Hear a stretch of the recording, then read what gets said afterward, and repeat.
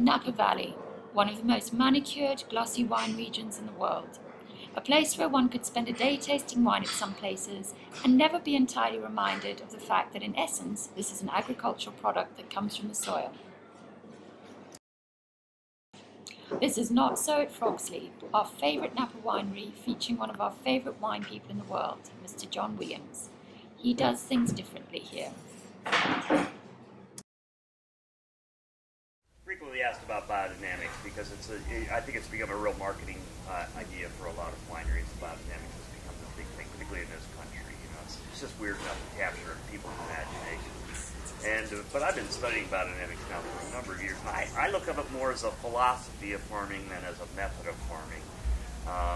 You know, so I mean, to the extent that Steiner's writing talk about the totality of the farming system, the universe of farming, the connections of things on the farming. On the farm, the control of inputs and outputs, and these sort of things.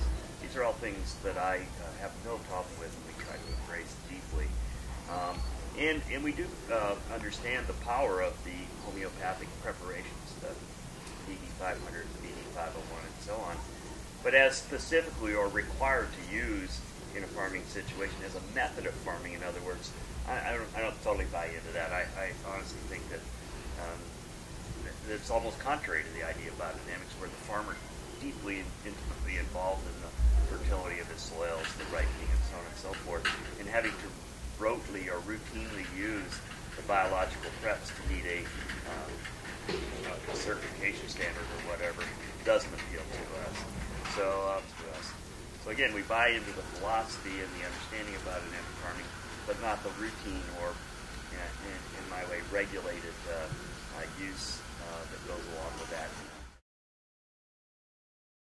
500, BT 500 is one of the main biological preps made with fresh lactating cow manure. So we take the fresh cow manure and stuff it into the horns, pack it into the horns, and then we bury the horns over the winter between the equinoxes.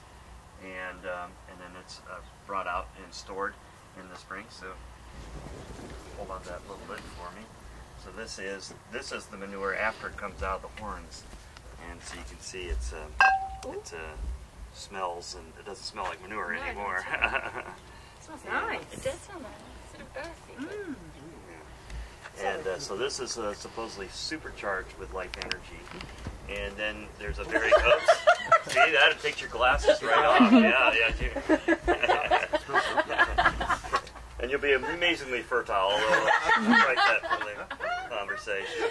But even this small amount, that's about the amount you would use, suspended in activated water, and that's about enough for an acre. Really? Okay.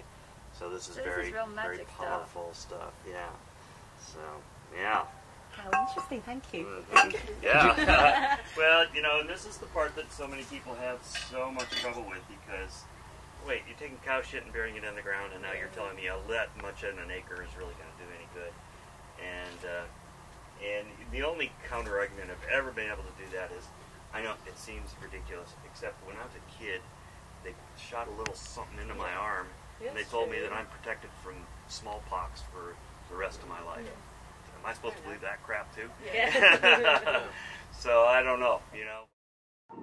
So, proper old-fashioned farming. No irrigation giving pumped up fruit and subsequently wine, and little or no new oak, equals wines that are completely sublime. Genuine products of their surroundings that make Robert Louis Stevenson's quote about Napa producing wines that were like bottled poetry incredibly apt again. John's Rutherford Cabernet is what all Napa cabs should aspire to. They just don't necessarily know it yet.